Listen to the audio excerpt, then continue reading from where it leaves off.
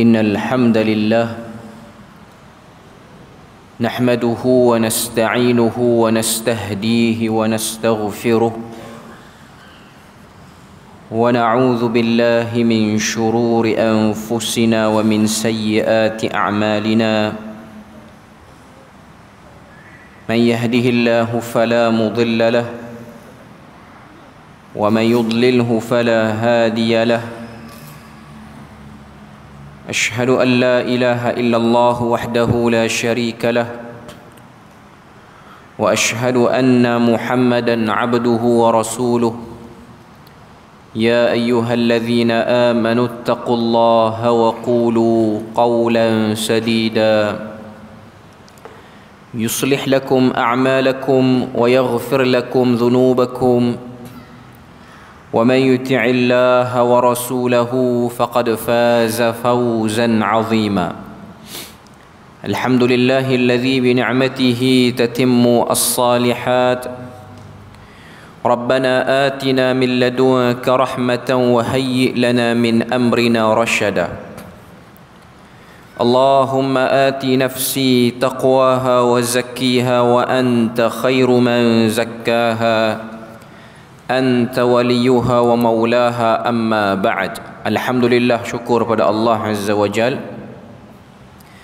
kerana dengan rahmat dan juga limpah kurnia yang Allah Ta'ala berikan dapat kita bersama pada malam ni menyambung perbahasan daripada 1000 amalan sunnah sehari-hari.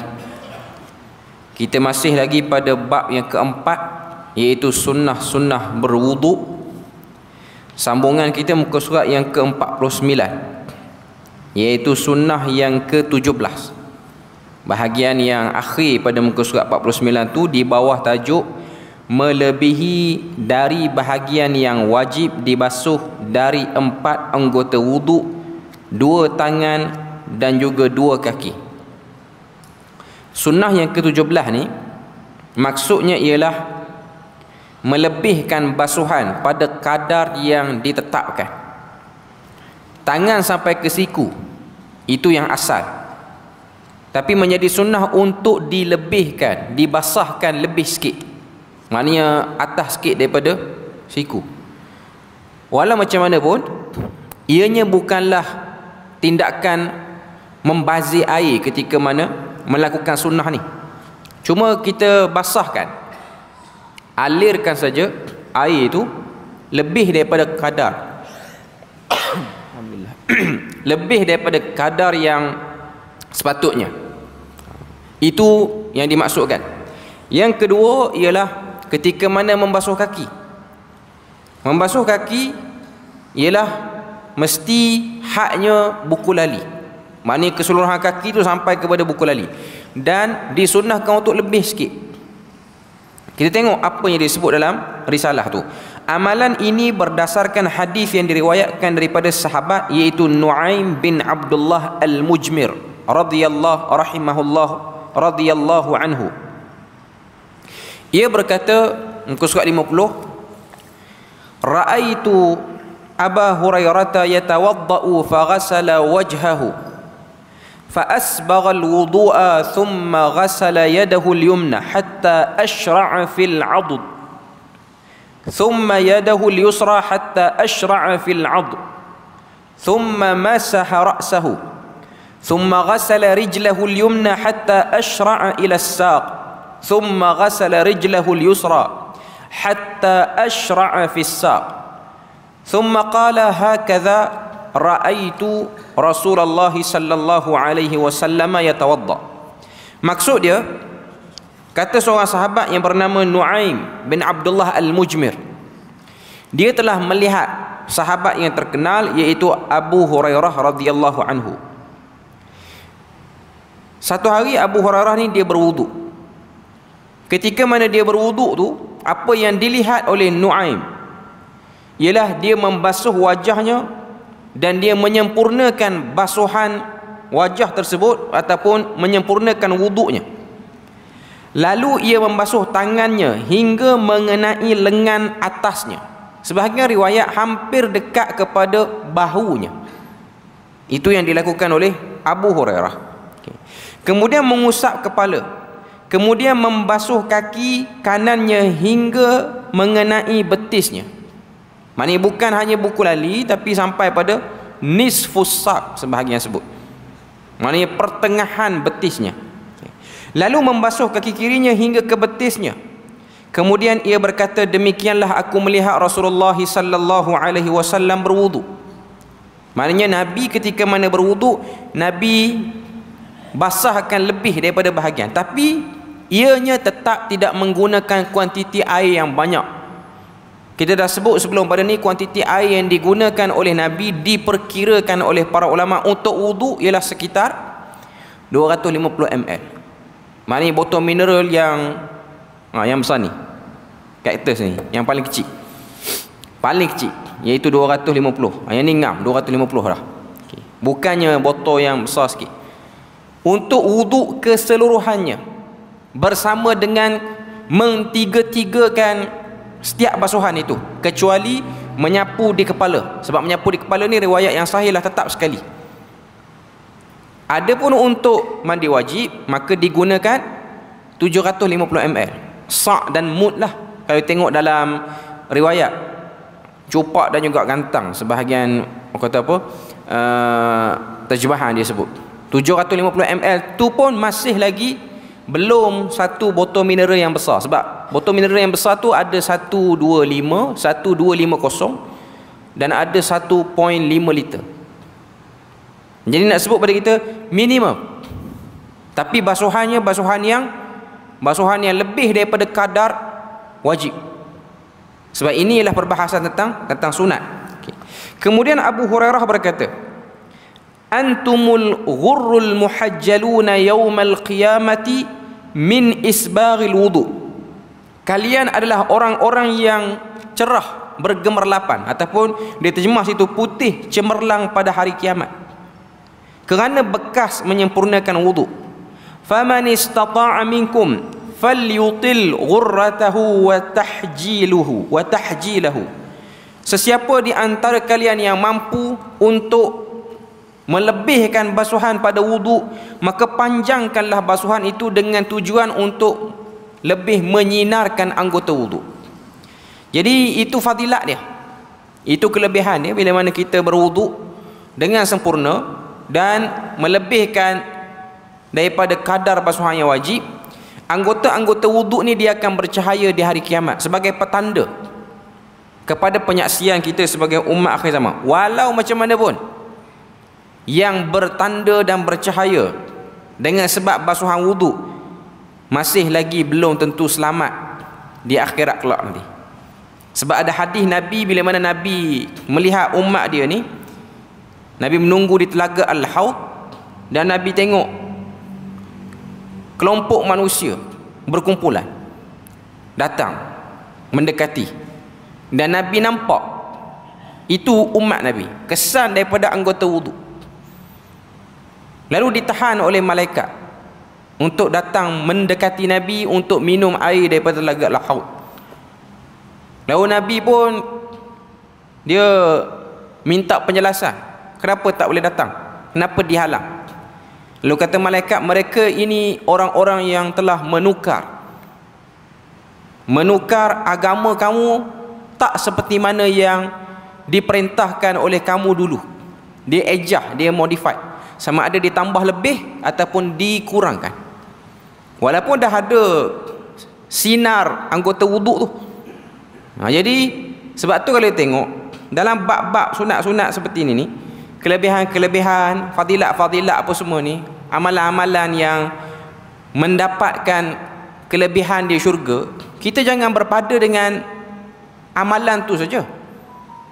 Contoh 4 rakaat yang ditunaikan salat sunat pada waktu zuhur ni, sebelum zuhur, qabliyah ataupun ba'diyah ni, ianya penghalang daripada satu orang tu masuk dalam neraka. Tapi adakah berpada dengan yang tu saja?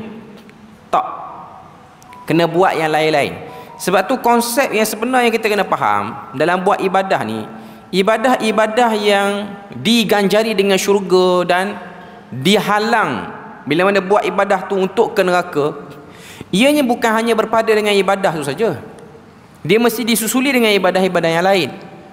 Sebab tu dah pernah sebut sini hadis tentang masuk syurganya perempuan yang beri minum kepada anjing, perempuan jalang. Riwayat Muslim kata lelaki. Masuk syurganya dia adakah kerana buat yang tu saja? Salat tak, puasa tak, apa ibadat lain tak? Tak. Yang sahih dalam riwayat-riwayat disebutkan sama ada Ibnu Hajar Al-Asqalani ataupun riwayat yang disebut ataupun syarahan yang disebut oleh Imam An-Nawawi dalam Al-Minhaj, syarah pada Sahih Muslim, ialah selepas daripada orang tu melakukan kebaikan itu, diilhamkan dia untuk buat kebaikan-kebaikan lain sehingga melayakkan dia dapat syurga dengan rahmat Allah. Bukan pada dengan yang tu je. Sebahagian orang kita dia rasa macam tak apalah, saya nak tiru perempuan tu jugalah, saya ni taklah jalan macam dia, eloklah sikit, jaga juga maruah, takat bagi minum, takat ambil pahala bagi minum anjing. Saya lagi baik bukan setakat bagi minum, bagi makan lagi. Tapi semayang tak pernah, puasa pun tak pernah. Mustahil. Itu benda yang mustahil. Sebab contoh kalau satu orang tu dia tinggalkan salat, tapi kebaikan-kebaikan lain dia buat, sedangkan salat itu menjadi tonggak utama kepada satu orang, jadi dia tak valid amal kebaikan tu. Satu orang dia beri minum kepada orang ramai dengan dia wujudkan tempat minum awam, ataupun dia sedekah pada orang, tapi dia tak tunaikan yang wajib, dia tak selesai. Tidak akan boleh dia berpada dengan amalan itu sahaja, tak akan boleh. Supaya kita jangan lihat benda ni untuk dapatkan kelebihan-kelebihan ni hanya berpada dengan yang ni je. Sebab ada orang dia fokus pada wudu, tapi salatnya dia tak ambil berat. Dia orang kata apa, dia cuaikan. Tanggungjawab yang wajib pun dicuaikan. Amanah-amanah disia-siakan. Bahkan pecah amanah, khianat pada amanah, walaupun dia orang yang berwudu. Sebab itulah kita akan jumpa orang yang salat masih lagi perangai tak elok ada. Ini ialah benda yang biasa. Tapi orang yang buat ibadah, dia kena ada satu kefahaman ibadah itu momentum untuk buat benda-benda yang lain, bukan berpada dengan ibadah tu saja. Itu silap. Okay. Sunnah yang ke-18, mengerjakan salat 2 rakaat setelah berwudu. Pahala mengerjakan salat 2 rakaat setelah berwudu adalah diampuni dosa-dosanya yang telah lalu. Tengok dia punya kelebihan dia tu. Keutamaan ini berdasarkan hadis yang diriwayatkan daripada sahabat Zaid bin Khalid Al-Juhani radhiyallahu anhu, bahawa Nabi sallallahu alaihi wasallam bersabda, muka surat 51, man tawaddaa fa ahsana wudu'ahu thumma shalla rak'atain la yashu fihima ghufira lahu ma taqaddama min dhanbihi. Barang siapa berwuduk lalu menyempurnakan wuduknya, kemudian salat 2 rakaat yang ia tidak lupa dalam 2 rakaatnya itu, nescaya Allah akan mengampuni dosa-dosanya yang telah lalu. Hadis ini riwayat pada Abu Daud. La yashu ni maksudnya dia bukan salat dalam keadaan yang kalut, kira nak cepat ataupun buat cincang-cincang lebih kurang, bukan. La yashu ni maksudnya dia buat dalam keadaan yang tertib elok dengan tumakninah yang baik. Tapi adakah salat sunat lepas pada wuduk ni valid untuk semua keadaan? Tengok keadaan. Contoh kita datang masjid, salat jemaah sudah didirikan, perlu tak untuk buat salat sunat wuduk? Tak perlu. Masuk bersama dalam saf salat berjemaah, fardu tu lebih utama. Nah, ini kesilapan sebahagian orang. Dan memang syaitan ni dia suka jadikan kita ni ambil berat yang sunat, cuaikan yang fardu. Itu ialah corak yang sangat pincang dalam melakukan ibadah. Berapa ramai orang yang begitu kuat menjaga duhanya, tapi kurang meneliti pada salat fardu di awal waktunya. Ramai. Inilah kesilapan yang berlaku. Sedangkan bukan seperti itu cara untuk kita mendapatkan rahmat Tuhan. Sebab ada hadis yang sahih, hadis kursi. Nabi kata Allah Ta'ala berfirman, sesungguhnya Allah Ta'ala mengizinkan perang diisytiharkan kepada mereka yang memerangi wali-waliku.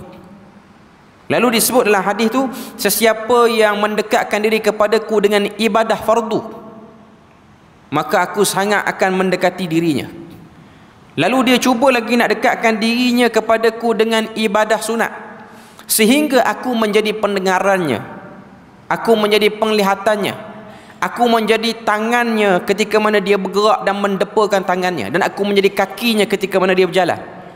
Ini hadis cerita tentang bagaimana penjagaan Allah Ta'ala pada orang yang buat ibadat dengan mengenali keutamaan. Susun fardu dulu, lepas tu baru pergi kepada sunatnya. Ini penting. Ini perkara yang perlu untuk kita fahami betul-betul bila mana cerita tentang sunnah-sunnah ini. Okay. Di antara keutamaan lainnya adalah mendapatkan syurga. Berdasarkan hadis yang diriwayatkan daripada Uqbah bin Amir radhiyallahu anhu, ia berkata, Rasulullah sallallahu alaihi wasallam, man tawaddaa, Rasulullah sallallahu bersabda, man tawaddaa fa ahsana alwudu'a thumma shalla rak'ataini yuqbilu alaihima biqalbihi wa wajhihi wajabat lahul jannah. Barang siapa berwudu lalu menyempurnakan wudunya, kemudian salat 2 rakaat, ia hadapkan hati dan wajahnya kepada Allah Subhanahu wa taala pada 2 rakaat itu, maka ia pasti mendapat syurga. Isu salat sunat wudu ni kalau tengok ada perbincangan di kalangan para ulama. Adakah ianya salat sunat wudu yang khas, maknanya namanya salat sunat wudu, ataupun ianya adalah salat sunat mutlak yang mengiringi satu orang tu bila mana dia berwudu, maka dia akan susuli dengan salat sunat mutlak apa-apa saja yang dia nak buat. Dia bukan salat sunat wudu yang khusus. Sekelompok para ulama mengatakan salat sunat selepas daripada mengambil wudu tu ialah salat yang khusus, cuma nama tidak diberi pada zaman Nabi. Dan sebahagian orang kita pun dia percaya salat inilah yang menyebabkan Nabi mendengar tapak kaki Bilal dalam syurga. Bila mana Nabi tanya kepada Bilal, akhbirni bi arja amalin amaltahu fil Islam, beritahu pada aku amalan yang paling besar kesannya pada diri kamu selepas pada kamu masuk Islam. Maka dia kata, setiap kali aku berwudu aku akan susuli dengan salat sunat. Maksudnya ialah yang tepat ialah kelompok yang satu lagi mengatakan bahawasanya selepas daripada wudu kita susuli wudu itu dengan apa-apa salat sunat yang valid untuk dilakukan.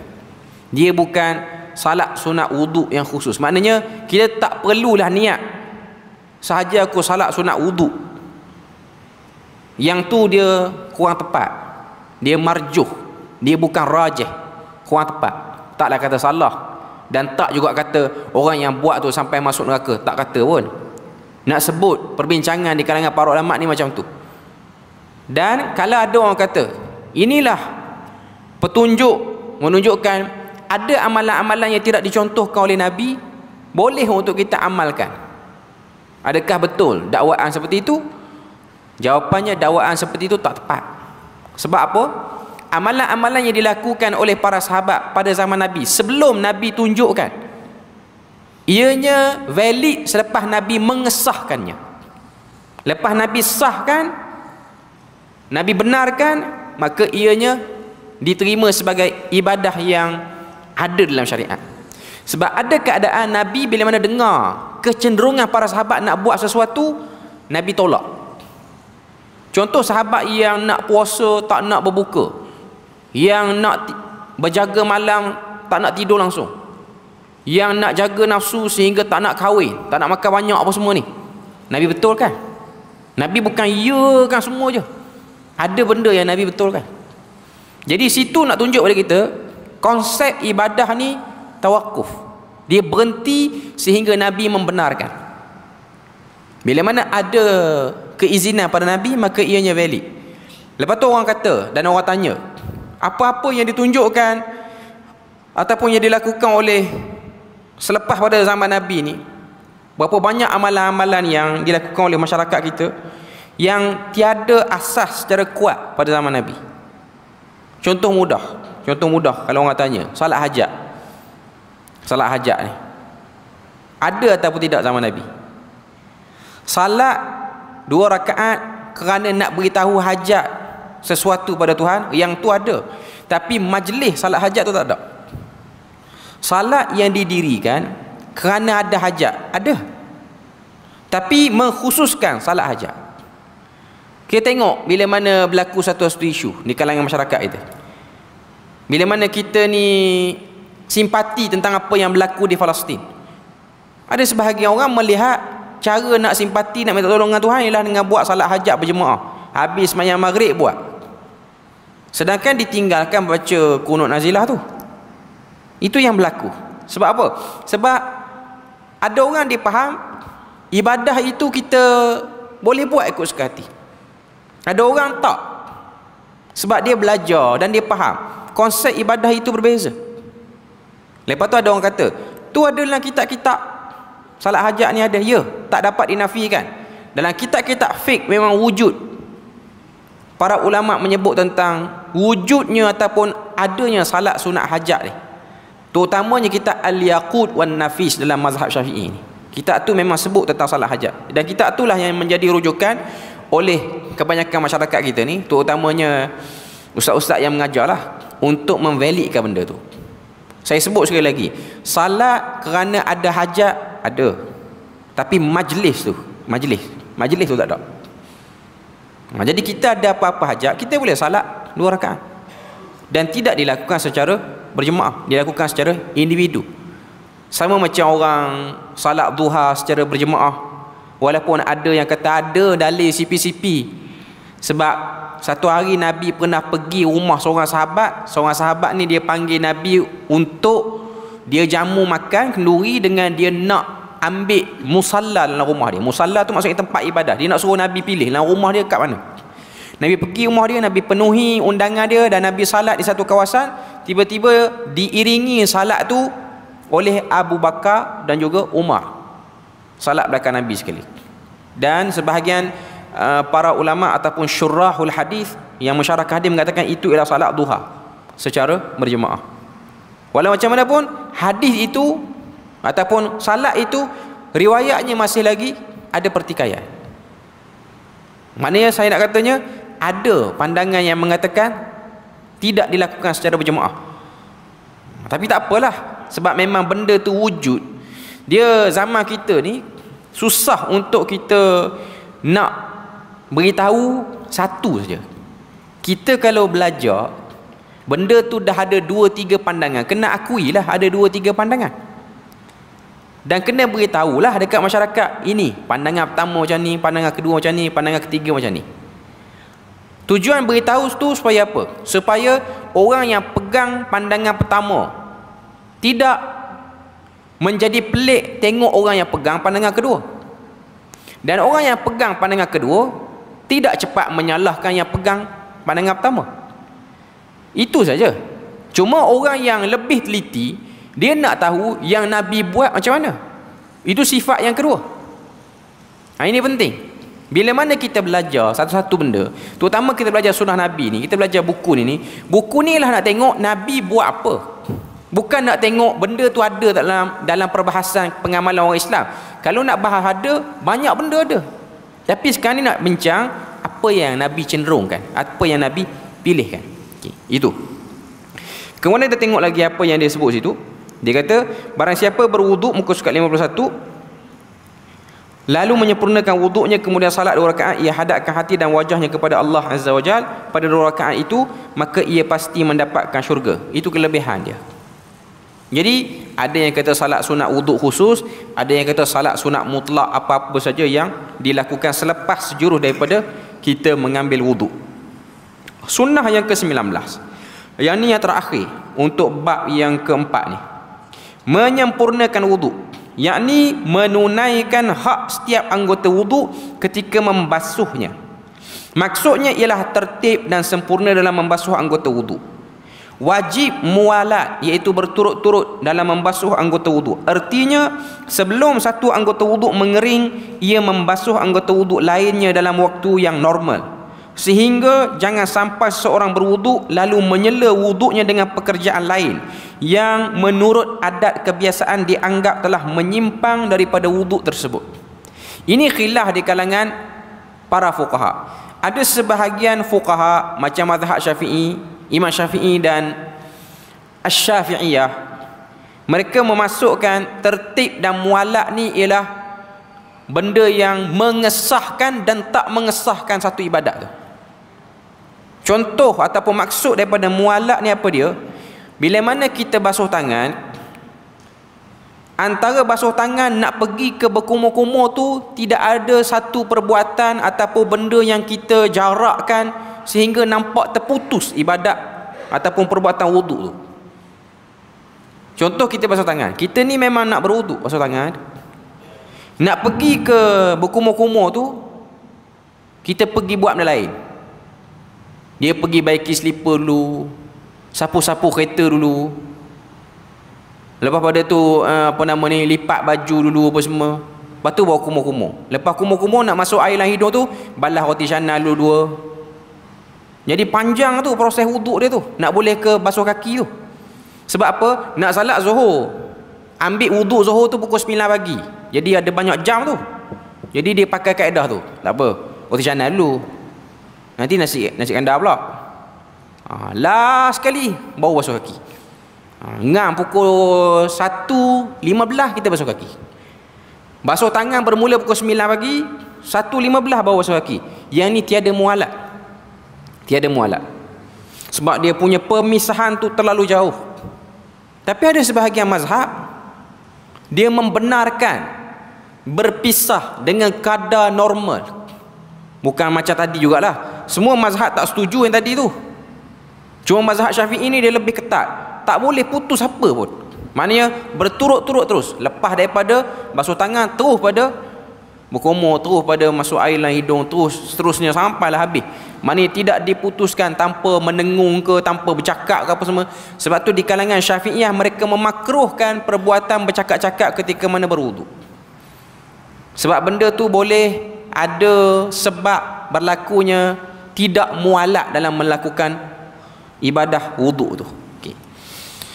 Tapi sini dia tak sebutlah. Sebab dia sebut situ normal. Dia kata ia membasuh anggota wuduk lainnya dalam waktu yang normal. Kalau setakat dia nak pindah kepala paip ni pergi kepala paip sebelah, still okey lagi lah. Benda tu tidak menjadi putusnya ibadah ataupun perbuatan tu secara jauh. Muka surat 52. Kesimpulan, seorang Muslim dalam sehari semalam dapat melakukan amalan wuduk ini berulang kali. Di antara mereka ada 5 kali dan ada yang lebih saat hendak melaksanakan salat duha dan qiyamul lail. Maka seiring dengan berulang-ulang wuduk seorang Muslim, hendaklah sunnah-sunnah yang sudah dipaparkan pada bab ini dapat diamalkan berulang-ulang kali sehingga ia meraih pahala yang besar. Maknanya 19 sunat dalam wuduk tadi tu, kalau kita buat tiap-tiap kali kita berwuduk, kita mendapat pahala mengikuti Nabi, mencontohi perkara sunat yang Nabi buat, kecenderungan Nabi waktu Nabi berwuduk.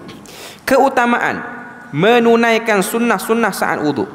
Keutamaan melaksanakan sunnah-sunnah ini ketika berwuduk adalah bahawasanya orang yang melaksanakannya termasuk ke dalam golongan orang yang disebut dalam hadis yang diriwayatkan oleh Amirul Mukminin Uthman bin Affan radhiyallahu anhu. Ia berkata, Rasulullah sallallahu alaihi wasallam bersabda, "Man tawaddaa fa ahsana al-wudu'a kharajat khatayahu min jasadihi hatta takhruja min tahti azfarihi." Barang siapa berwuduk lalu menyempurnakan wuduknya, nescaya akan keluar dosa-dosa dari tubuhnya sampai dosa-dosa itu keluar daripada bawah kuku-kuku jarinya. Ini benda yang sukar untuk kita faham. Macam mana dosa itu turun melalui kuku? Wallahu alam, sebahagian para ulama tidak mensyarahkan dengan detail apa maksud turun daripada kuku tu.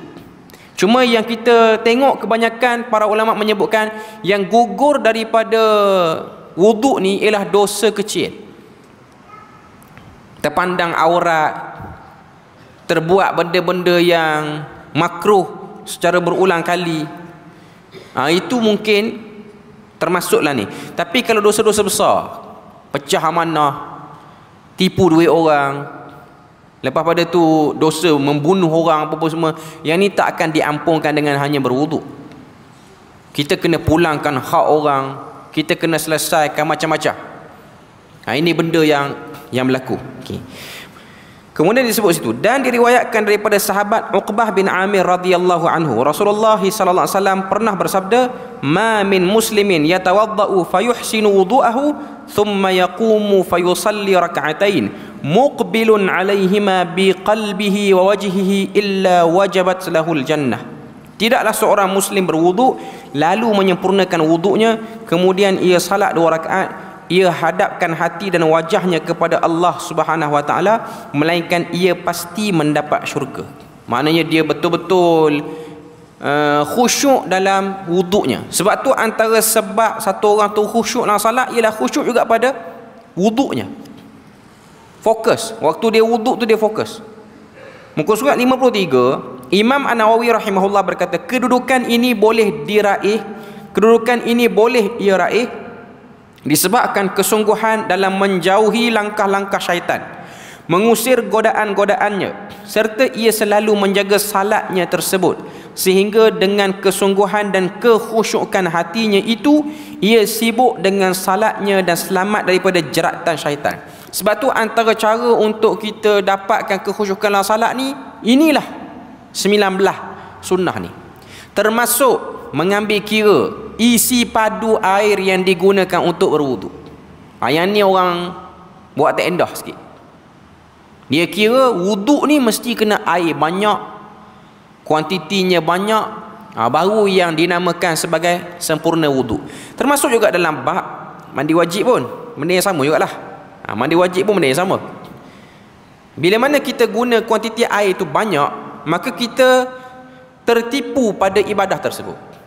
Kita kena ajar diri kita ni untuk buat seminimum mungkin. Dia mungkin payah untuk kita mula-mula kata apa, beralih tu. Tapi kita kena try. Sebab orang Islam tidak diajar untuk mewujudkan suasana yang ganggu keselesaan orang. Sebab tu kalau tengok sunnah yang Nabi tunjuk kepada kita ni, bila mana berwuduk dengan bilangan ataupun isi padu air yang sikit, apa benda yang paling besar sekali lepas daripada berwuduk? Titisan-titisan air wuduk tidak akan terlalu banyak jatuh pada tempat-tempat laluan orang. Ataupun istilah kita, air itu berkecah sampailah lantai itu basah apa semua. Sebab tu kita kadang-kadang menjatuhkan imej Islam ni hanya pada benda-benda macam ni je. Ada orang dia ambil wuduk dalam keadaan yang tidak mengambil kira kekeringan kawasan tu. Sebenarnya kita boleh ambil wuduk dengan cara yang paling kemas dan tertib. Jangan nampakkan, sebab orang-orang yang cuba ingin melihat keindahan Islam ni, benda-benda macam ni dia akan ambil kira. Air yang menitik apa semua, walaupun kita rasa macam tak ada apa pun. Tapi kalau kita boleh bayangkan lantai masjid, tempat wuduk apa semua, orang ambil wuduk dengan cara yang tak berapa tertib sangat dia punya isi padu air, akhirnya apa akan jadi?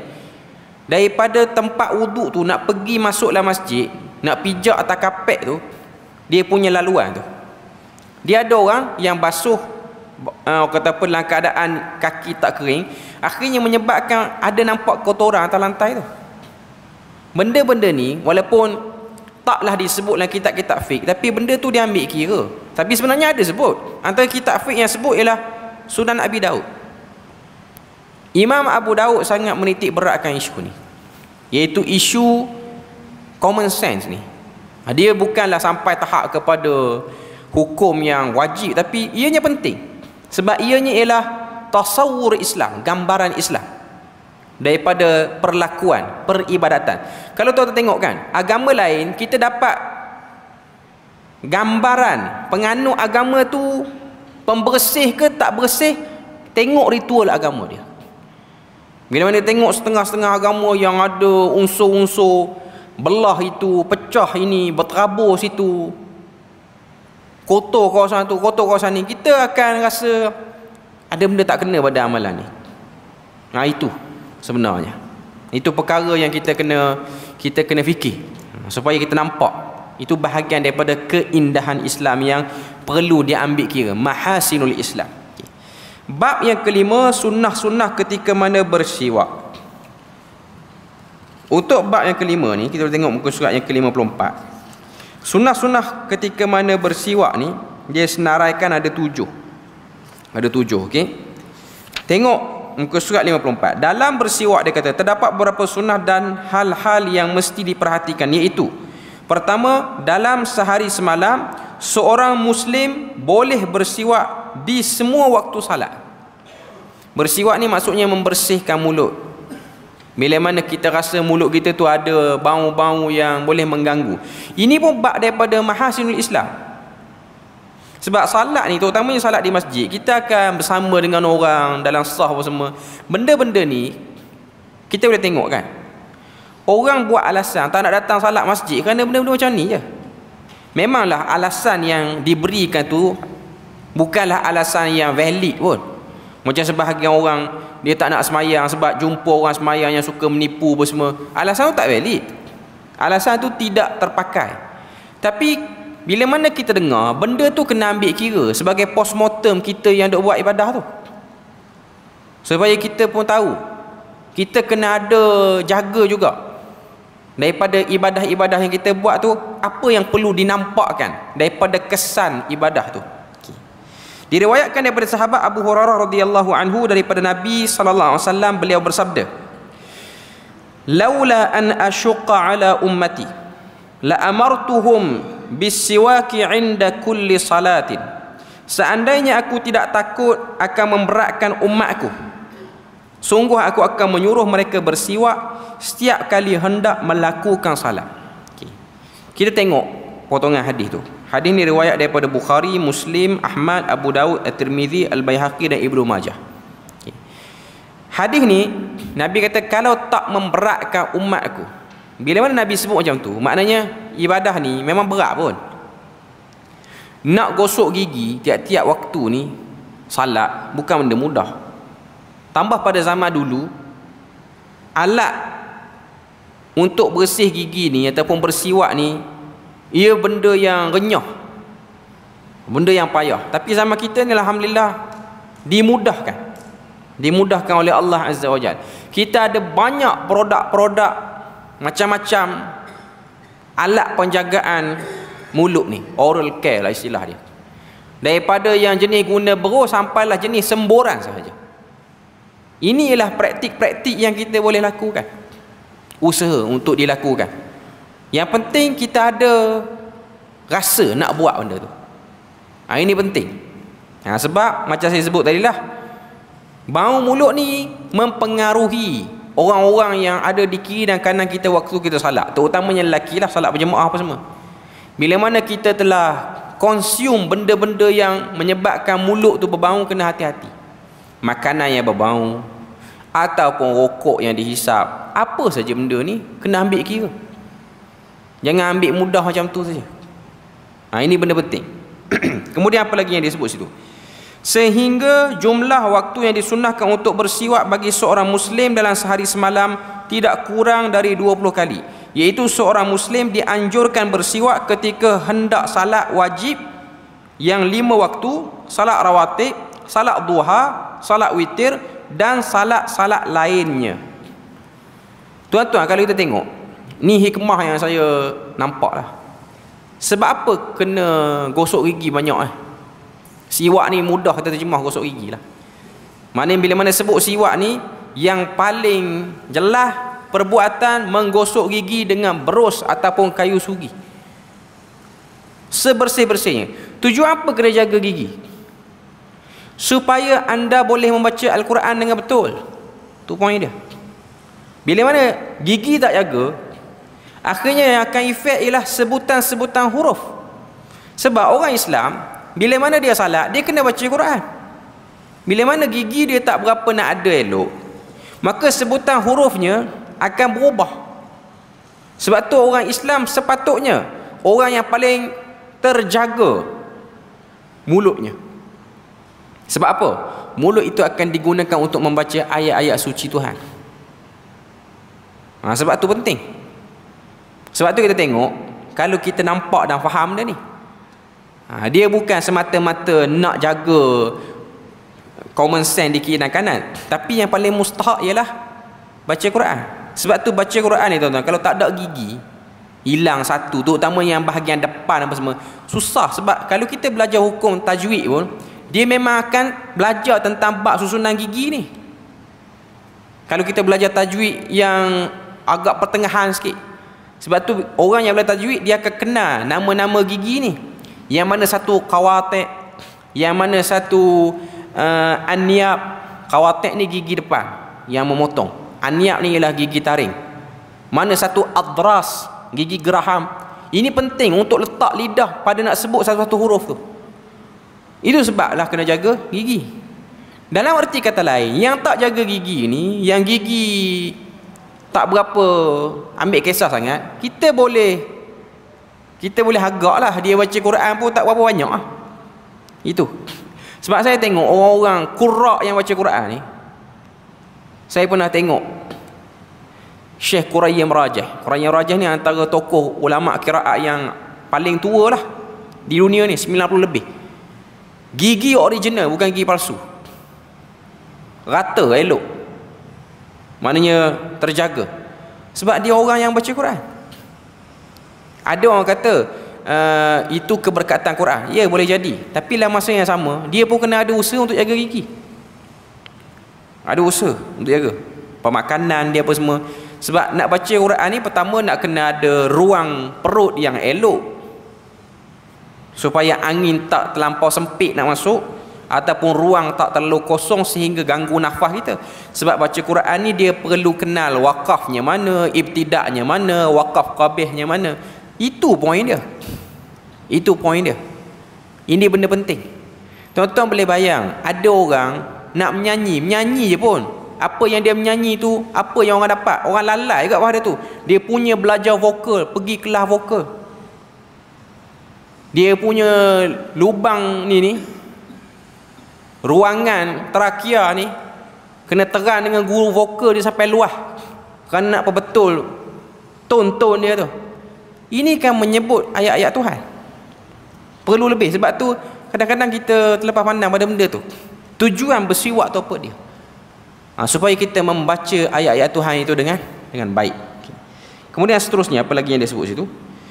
Muka surat 55, bersiwak ketika hendak menunaikan salat Jumaat. Sunnah ini berdasarkan hadis yang diriwayatkan daripada sahabat Abu Sa'id Al-Khudri radhiyallahu anhu, bahawasanya Rasulullah SAW bersabda, "Ghuslu yaumil jumu'ati ala kulli muhtalim, wasiwakun wa yamussu min at-tibi ma qadara alaihi." Mandi pada hari Jumaat itu wajib.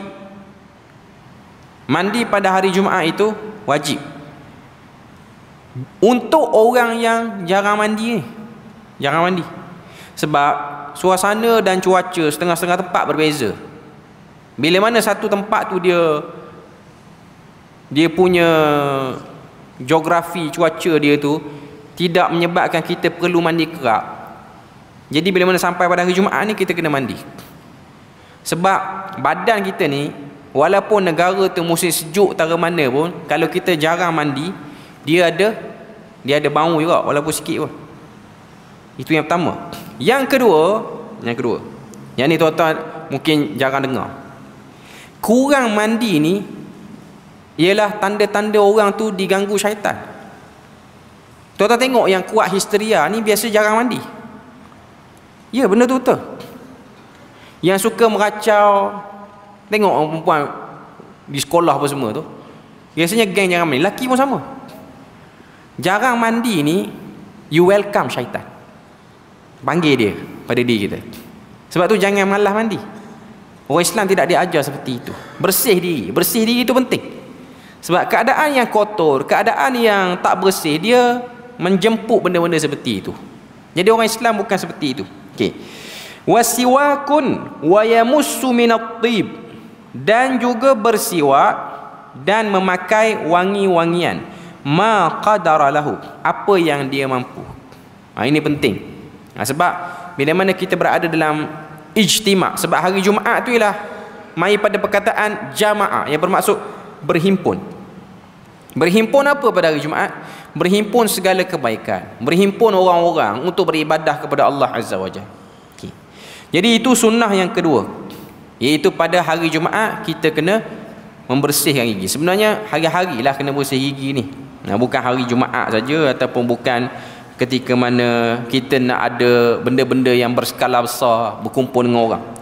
Yang ketiga, bersiwak saat hendak masuk rumah. Juga pada saat masuk rumah, kerana pertama kali yang dilakukan Rasulullah SAW ketika masuk rumah adalah bersiwak. Sebagaimana hadis yang diberitakan oleh Ummul Mukminin Aisyah radhiyallahu anha. Nabi ni pergi mana-mana jauh pun, balik sebelum masuk rumah, cakap dengan isteri ataupun orang-orang yang ada dalam rumah, ialah Nabi bersiwak dulu.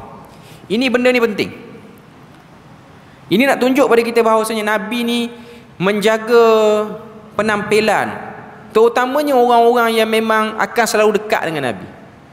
Macam mana sebahagian orang dia boleh menjaga penampilan, nak jumpa orang-orang yang jauh, padahal jumpa jarang-jarang. Nak boleh mesyuarat dengan orang ni pun tunggu 2-3 tahun lagi baru boleh mesyuarat. Tapi dia punya jaga penampilan dengan air wangi apa semua yang dia guna. Inilah kepincangan yang berlaku. Sedangkan keutamaan untuk sentiasa nampak bersih dan bau yang elok ialah bersama dengan orang yang paling dekat dengan kita, iaitu isteri dan juga anak-anak yang ada di sekeliling kita. Diriwayatkan daripada Miqdam bin Syuraih dari ayahnya radhiyallahu anhu, ia mengatakan, aku pernah bertanya kepada Aisyah radhiyallahu anha, aku katakan, bi ayyi syai'in kana yabda'un nabiyyu sallallahu alaihi wasallam idza dakhala baitahu, perbuatan apakah yang pertama kali biasa dilakukan oleh Nabi ketika hendak memasuki rumahnya? Aisyah menjawab, bis-siwak. Nabi akan bersiwak dulu. Jadi kita kena amalkan benda ni. Kita kena sebelum masuk rumah tu, kita bersihkan mulut. Maknanya kena adalah produk penjagaan mulut dalam kereta ke, dalam bawah seat motor ke apa semua. Inilah benda-benda penting untuk kita ni amalkan benda ni. Siwak ni, saya dah sebut sebelum pada ni, siwak ni yang paling elok beruh gigi tu lah. Yang paling orang kata apa, ringkas, berkumur-kumur. Tapi berkumur dengan air saja ni dia tak jadi. Biasanya zaman kita ni, kita bercakap tentang zaman kita lah, kita berkumur menggunakan produk penjagaan mulut lah yang lebih berkesan kepada apa-apa yang ada. Sebab kita zaman kita ni, kita makan benda-benda yang tak sama dengan zaman dulu. Zaman dulu ni makanan dia tak banyak jenis. Sebab tu kalau tuan-tuan tengok makanan-makanan yang Nabi makan, rasa kurang. Kita siakap dah 3 rasa dah. Kalau makanan-makanan zaman Nabi ni, kalau tahinah, tepung tu, rasa tepung betul lah. Tepung yang dicampur dengan kurma, dia buat macam doda apa semua tu, rasa tepung kuat lagi pada rasa kurma. Sebab Nabi bukan makan tepung dan kurma ajwa yang mahal tu. Nabi makan kurma yang grade biasa, tepung pun tepung yang grade biasa. Apa rasa nak ada sangat. Jadi makanan-makanan ini tidak menyebabkan orang yang konsum tu dia berselera ataupun dia nak menambah sampai 2-3 pinggan. Dia beza dengan kita. Kita dengan kepala ikan siakapnya, kepala ikan kerapunya, kepala lembu pembalah, bau apa yang tak berkumpul pada mulut kita. Itu keadaan realiti. Sebab tu perlu lebih fokus lagi pada membersihkan mulut tu. Tambah-tambah nak salat, nak berjumpa dengan isteri dan apa semua. Oleh kerana itu, setiap kali anda masuk rumah, awalilah dengan bersiwak sehingga anda termasuk orang yang mengamalkan sunnah ini. Sebab itulah sama kita tengok kan, nak jaga gigi ni dia punya rumit. Ada flossnya yang bersih celah-celah gigi. Ada produk-produk untuk menghalang daripada orang kata apa, karang gigi apa semua. Saya selalu duk terfikir, zaman Nabi ni tak ada ke orang kena penyakit macam tu? Karang gigi, gigi berlubang. Kalau gigi berlubang zaman Nabi nak cabut dengan apa? Bila mana kita fikir balik, tabiat pemakanan orang dulu dengan orang sekarang. Pemakanan orang dulu tidak memudahkan gigi dia berlubang. Pemakanan orang dulu tidak memudahkan gigi dia untuk ada karang apa semua ni. Tak ada. Jadi itu antara sebab kita tak berapa jumpalah riwayat-riwayat seperti itu. Melainkan sahabat-sahabat Nabi ni yang gigi tak ada sebab kesan perang. Perang, lawan musuh, dihempap dengan perisai apa semua, kena dekat pipi apa semua ni, kena panah apa semua, tercabut gigi. Kita perang dengan nafsu makan je yang tercabut gigi tu. Zaman Nabi dia perang orang betul. Kita perang, nak makan tak nak makan, nak makan, makan juga. Akhirnya gigi tertangga 1, 2, 3. Berperang dengan nafsu makan. Nah itu zaman kita. Okey. Satu lagi kita ambil. Seminit lagi. Okay. Bersiwak saat hendak membaca Quran. Tadi saya dah sebut panjang lebar. Inilah tujuan utama bersiwak ni. Itu untuk membaca Al-Quran. Walaupun ianya sunnah, tapi inilah sebaik-baik protokol bila mana satu orang tu nak baca Quran. Kita tengok hadis tu. Terus pada terjemahan. Sesungguhnya seorang hamba apabila bangun malam lalu salat, maka datanglah seorang malaikat kemudian berdiri di belakangnya menyimak, iaitu mendengar bacaan Al-Quran dan mendekatkan kepadanya. Malaikat itu terus mendengarkan dan mendekat kepadanya sampai menempel mulutnya ke mulut si hamba tersebut. Malaikat ni punya dekat dengan kita. Sebab tu ada orang dia ambil mudah lambat ni, diri dia jauh untuk didampingi oleh malaikat. Zaman Nabi kita boleh tengok ada sahabat yang hari-hari malaikat bagi salam. Kita ni hari-hari malaikat menyampah dia ni mulut punya teruk. Nak pergi dekat pun tak boleh. Itu keadaan kita. Okay. Jadi itu antara sebab kena bersiwak. Kita berpada situ je malam ni. Yang keempat, esok subuh kita akan sambung yang kelima. Bersiwak ketika mana bau mulut berubah. Setakat tu saja. Subhanakallahumma wa bihamdik asyhadu an la ilaha illa anta wa astaghfiruka wa atubu ilaik. Wassalamualaikum warahmatullahi wabarakatuh.